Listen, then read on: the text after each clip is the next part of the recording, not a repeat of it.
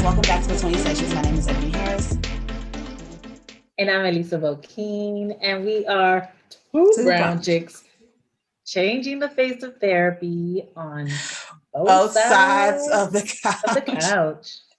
I don't know why I got confused. I think because we've been like practicing, like we're doing a lot today. Yes. I was like, when do I come in? Anyways, thank you for joining us for another episode. We appreciate it every time y'all listen or watch us. Today we're going to be talking about our relationship with our hair and self-care as it is related to our hair. And we're not just talking about like wash days or anything like that, but just in general, like how, we have this, how we're working to have a healthier relationship with our hair and our appearance and things like that. So Lisa came up with this idea of this conversation. So you want to share a little bit about what made you think of us talking about this? Yeah, so we are untangling our hair from all of the messages that we've got, that we've heard about our hair. And so it got me thinking, because if you've been asleep over the last few days, or if you're not on social media, then you may have missed. They're calling her Gorilla Glue Girl. I'm not sure what is her name. Is Tessica. Tessica. Okay, so this young lady, in an effort to slick down her hair, which we've all been, I know I've been there trying to find what products will not give me any flyaways and keep everything in place. She, for whatever reason, used Gorilla Glue. And if you're not familiar with Gorilla Glue, it is this strong adhesive that people often use when they're repairing furniture or something that, like they really need a strong adhesive. And she used this on her hair, on her scalp. And a month later, she was online and she was talking about how her hair had not moved in a month, and that this adhesive had been on her scalp for a month. And so I think a lot of us, I won't speak for everybody, I'll speak for myself, but I do think I've heard other people say the initial reaction was kind of laughing. And because you watch the video and you're like, oh my goodness, you feel bad for her, you feel compassion for her, but then it's kind of like, oh my goodness, like what was she thinking? And I think after a few days, I noticed for myself, like the next morning, I really started to worry about her. I think that was more of what was coming forward, was people were actually having concern for her, because you think about what might be the long lasting reactions from this. And more than that, I think it brings up the conversation of the messages that we get about not only our hair, but what we look like, and that they don't fit necessarily the European standards of beauty, which we are surrounded by, which we are told is beauty, essentially. And so it got me thinking how that affects our mental health, how that affects our self-care. And so I wanted us to have this conversation, because you got to think about what was going on with her, but also what messages did she receive that we feel we have to control our hair, right? Like that our hair has to be in this controlled way. I know for myself, growing up, it was like, okay, try to straighten my hair, and then the humidity is not gonna let you keep it straight very long. And again, it's just this idea that we have to tame it. That we have to, in order for it to look good, it has to be a certain way. So that's where I was coming from. Yeah. And I think, of course, some of the confusion with her was whether or not she was getting it confused with Gorilla Snot, which is an actual hair product that you do put in your hair, and it's supposed to kind of hold your hair. And so that was, and so I think people were kind of like, did she think that was what it was?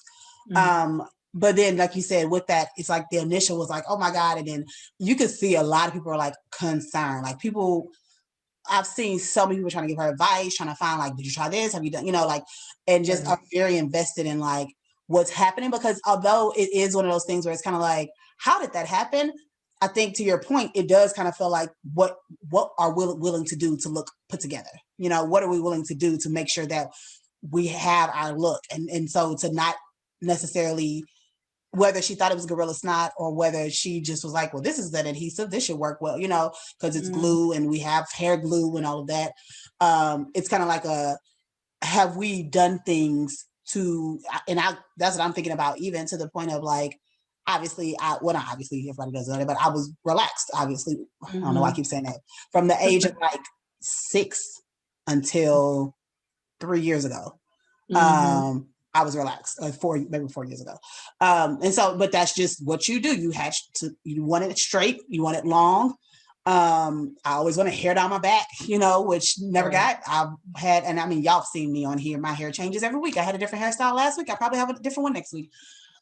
So definitely the ideas of like, what does, when I think of like what you said about untangling our relationship with our hair, the messages, the messages. I think of what are the messages that have been received directly and indirectly around professionalism and around beauty when it comes to hair and when it comes to how you show up in the world. And, you know, I don't think that there was, and this is me trying to like process, like, was there ever a time when like someone told me directly, this is how your hair is supposed to look? Probably not. But definitely, obviously, for me to have gotten a relaxer at 6 years old meant that there was something as far as like, was my hair manageable or not? What was, when you're 6, you're going to school and things like, so what's okay and what's not okay for that, for when you're going to school. So yeah, I definitely, you know, I'm trying to think of, well, I don't think anybody ever said like, you're supposed to have straight hair, your hair should look like this. It has been ingrained of what's professional and what's not. And even to the point of what you see on TV, right? The very little representation that we had when we were growing up was typically straight hair, wigs, weaves, things like that. And so that kind of, I mean, not kind of, but it definitely informs like how you feel about what you are supposed to look like. And I think you're right, where you may have not gotten the message explicitly. You're bombarded by the message. And not only are you bombarded by the message, there's not representation of what we look like, and that being, I mean, at least I'm thinking back to like when I was young, like there was even less of representation. And so what I was seeing, like I didn't look like that. And I actually did get the message like directly, you know, I got the message. I remember my mom, for the longest, I did not wear my hair. So my hair is just naturally curly.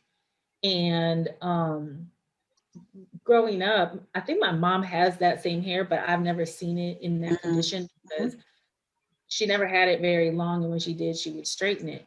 So I didn't have the guidance on what to do with my hair. And so I hated my hair. Like I hated my hair for so long. And I would spend hours in trying to straighten it. And back in the day, like I don't remember that there was flat irons. And if there was, I couldn't afford one. So like, I remember like using like the iron to try and Okay. Yeah. I'd see a Brady Bunch episode. Yeah. I was like, let me try that. Yeah, but I would spend hours of trying to like blow dry it, and so I didn't have the guidance on what to do with my hair or how to take care of it in its natural state.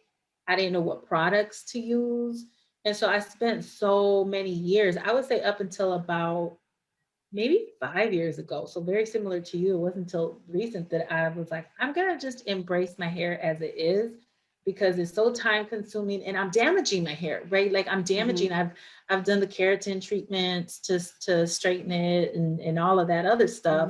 And my hair would just get damaged afterwards. And so probably about 5 years ago is when I decided like I started doing my own research and finding products. I was like, oh, so my thing was it was so difficult to manage and I wanted it to look a certain way that it did not naturally look. And anytime you're trying to force yourself to look something that you don't that's not you in your natural state. Right. Yeah. It's gonna be a challenge. But to my point that I did get the message, like my mom would get real triggered when our hair was, mine in particular, like when it was just big.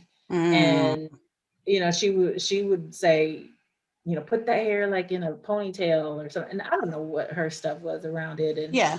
but even to like a few years ago, no, it was maybe about 2 years ago, I had straightened it simply because it was really out of control that day. I was like, I don't have time to deal with this. Like, let me just straighten it. And I straightened it.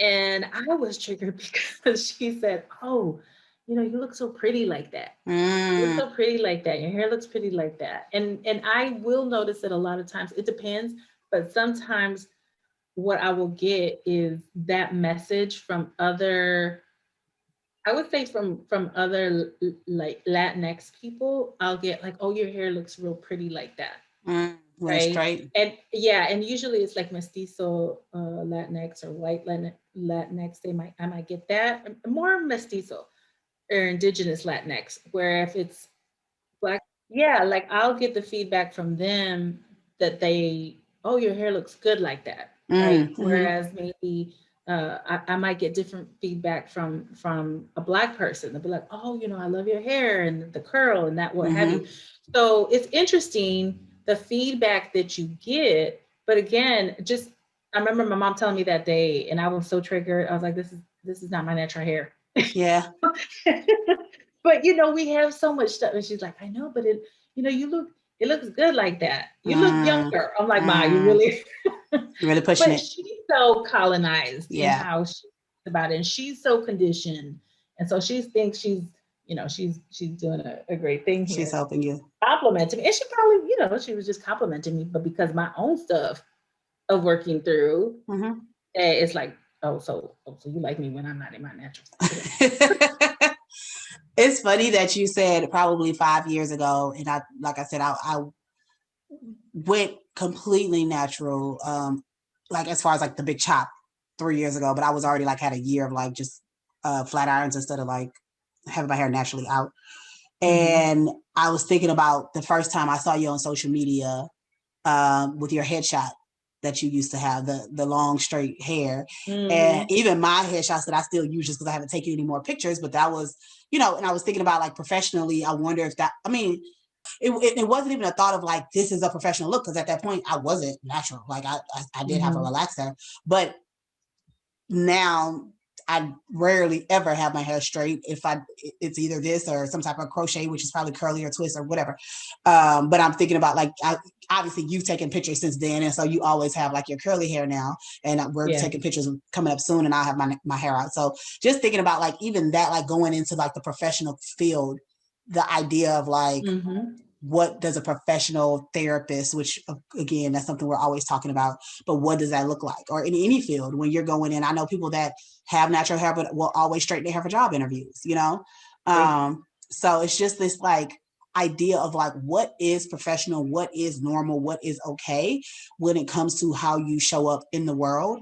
And how do we let go of that and be able to show up in whatever state we choose, right? If I choose to have weave, if I choose to have my hair natural, to still feel that same confidence of I I am professional and I know what I'm talking about if it's a job situation, or I'm beautiful and confident and I look good if it's just I'm just want to walk out my house looking like this today. Right. So I don't know. How do we start to like untangle that? How do we start to, you Mm-hmm. know, learn or work on the beliefs that we may have that are so ingrained in us that Right. create that.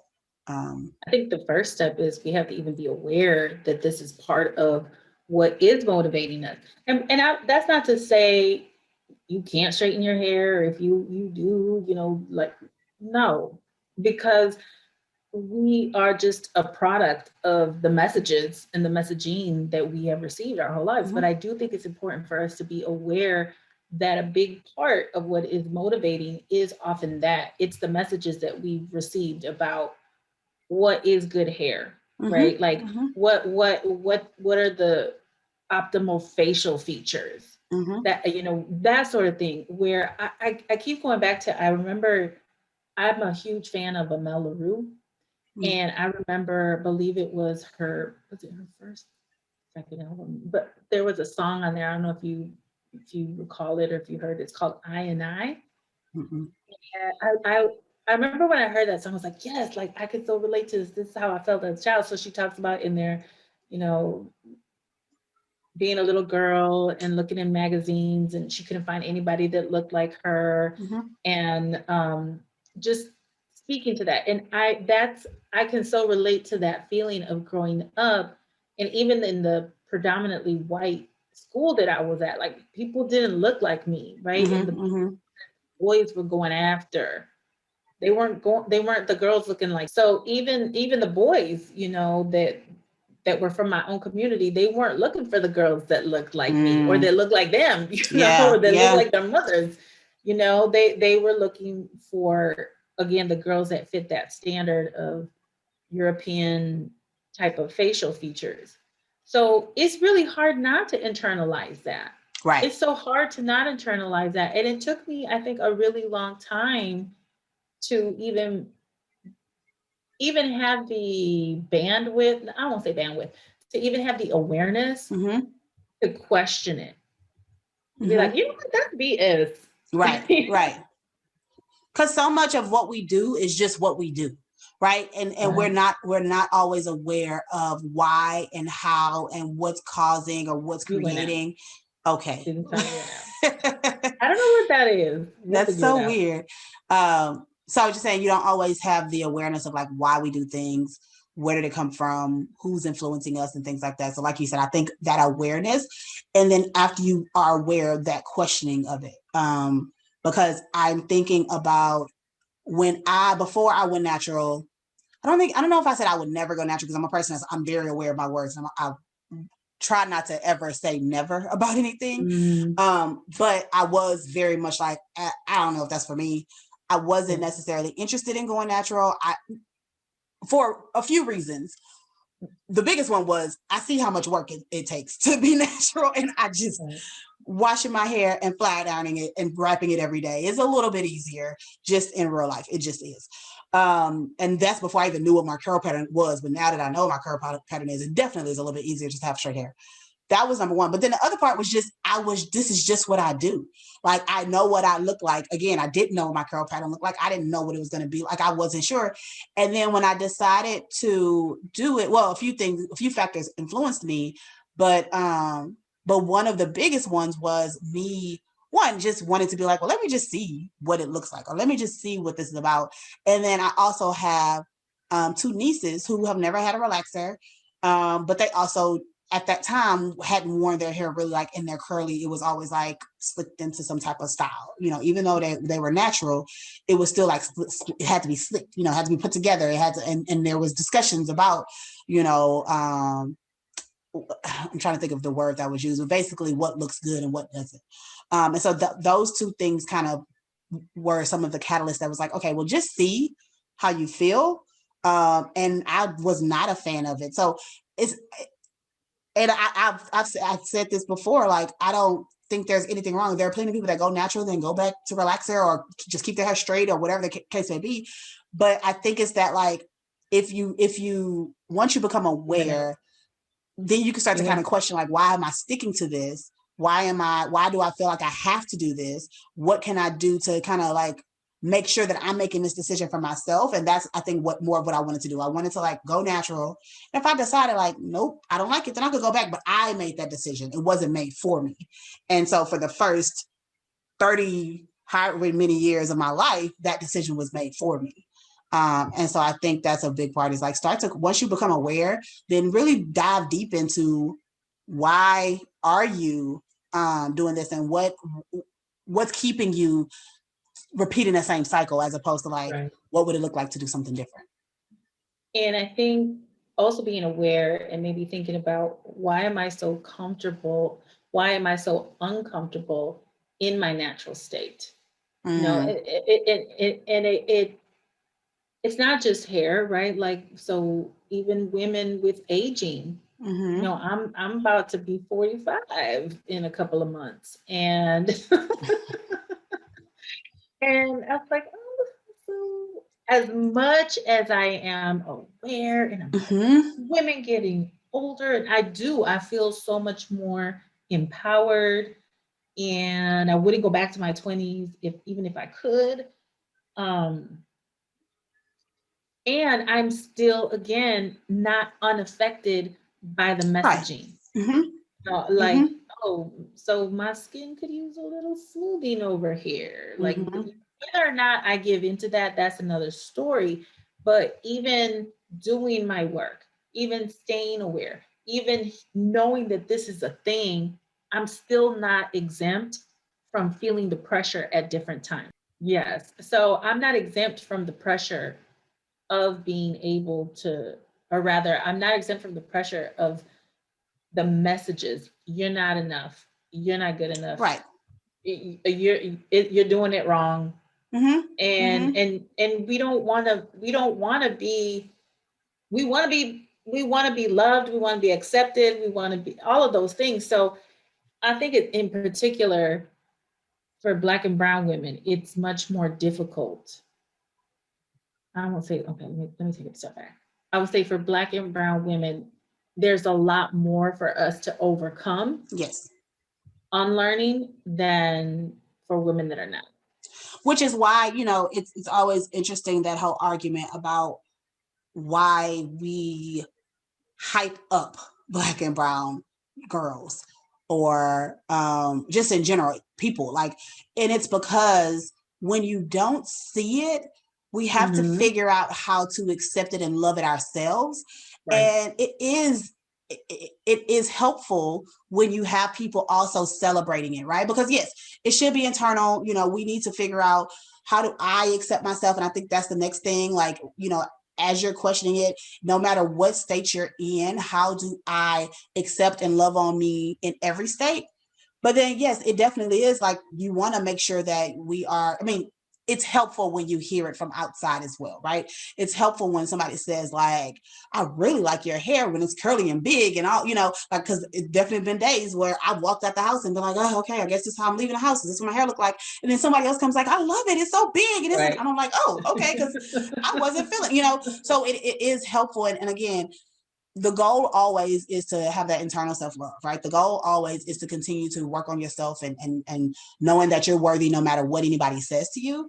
But Right. when you don't have those validating messages that white people may have, as far as like seeing yourself represented in all shades, colors, hairstyles, all of that on TV or in the media or in professional settings, when you don't have that. So yeah, that's kind of where we go with the, like, empower, like, why that is such a big thing. And I know it's like, why do we need Black History Month, and why do we have to have Black Girls Rock, and why, and it's because we don't see ourselves. And to have ways to push and empower ourselves then also encourages us on our journey to our own self-love and our own healing. Absolutely. And I would also say we are social creatures. We are wired for connection. I say that all the time. Mm-hmm. Part of our survival, our ancestors' survival, was making sure they were part of the tribe. Like, Mm-hmm. so yeah, by nature, we look to the cues of the tribe, of the Yeah. community. Yeah. Is this okay? Am I going to still be able to be part of the tribe? So we are social creatures, and we look to those cues as also a way of, at the core, I would say, in a more primitive way of our survival, Mm-hmm. right? Because if you break that down, okay, if I've gotten the message that if you wear your hair like that, you're not going to get a job. Mm-hmm. Okay, how am I going to live? Yeah. Right? Right. So essentially, my survival is tied to what my hair looks like. Yep. Yep. Mm-hmm. So it's so I say that to give ourselves some grace, and to have some compassion for ourselves of why these messages are so hard to unlearn, and that they are, again, given to us in very implicit and explicit ways. Mm-hmm. And unlearning that, and then having the ability to push through that. And you made the point of, when I first started as a therapist, those were my first headshots. And I Mm-hmm. thought, this is what I have to look like, and I have to be Mm-hmm. professional. And let me go ahead. And that was still at the time where I was like, oh, I didn't know what products to use with my hair, et cetera, et cetera, et cetera. And it's funny because we've had that conversation when you're first starting as a therapist, and everything that you learned about in grad school and what is professional. when you first starting out, you just want to be successful at what you're Yep. doing. Yep.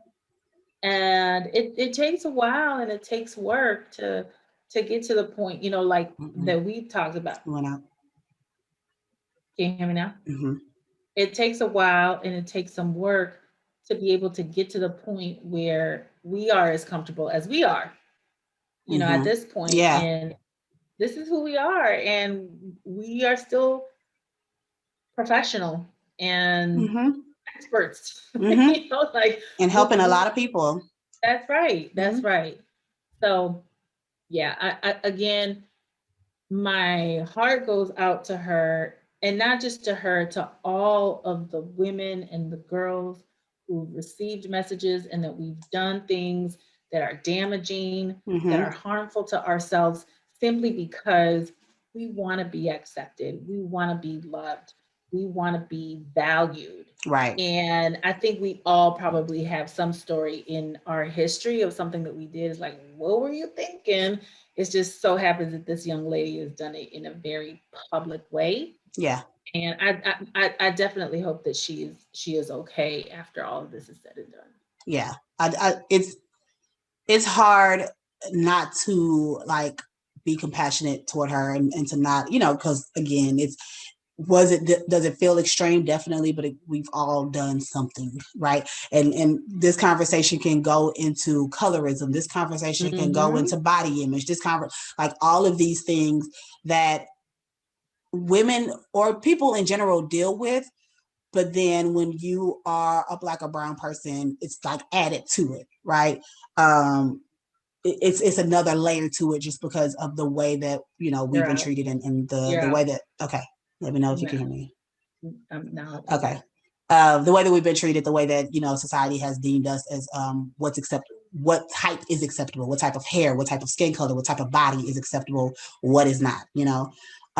So that it's with all of that, really taking the time again, being aware, questioning it, working on the self love and hyping each other up and all of that.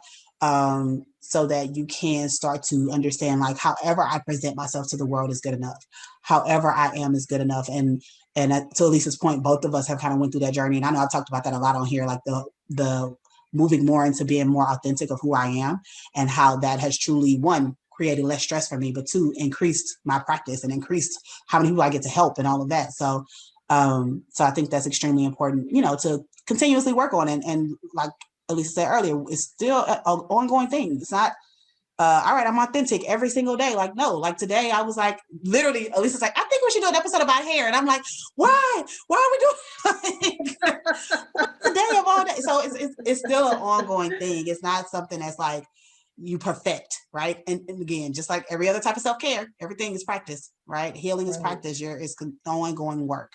So That's so true. And it's a goal, it's an aspiration that you are regularly trying to head towards, that mm-hmm. you may never get there or stay there at all times, but it serves as your anchor of when you have to recalibrate and get back on track. And I think you made a really great point also, in that it's not just hair, it's so many things. It's body image, it's so many things. It's a profession, whatever it may be. Today we were talking about hair because, again, that I think there is such a complicated relationship, Mm-hmm. Mm-hmm. and it does Definitely. affect our mental health. It does. It does Mm-hmm. affect it, and certainly can impact what we think is self care, but is really self Yeah. destructive, right? Right. So, Right. Yep. whew. Hopefully that was helpful. Thank you all for listening, as always, or watching. Make sure you follow us across social media at Melanin and Mental Health, Melanin Health on Twitter, and go to melaninandmentalhealth.com. Check out the website, previous podcasts, our merchandise. Check out our new resource page. We have all kinds of podcasts, books, organizations, apps that are for Black and Latinx communities by Black and Latinx people. We wanted to make sure to be able to have a really good and like full resource page. And there's also a place for you to go and fill out if you have a resource that you think we should add. So check that out as well. I'm going to put this disclaimer as well. So we are trying new audio stuff. So I'm going to try to go through and cut all the times we were like, oh, I can't hear you. Oh, I can hear you, but I might miss some. So if you hear that, just know I tried. I might not get them all, but hopefully you still were able to get the message and able to get something from this. So thank you guys, and we will talk to y'all next time. Ciao. Bye.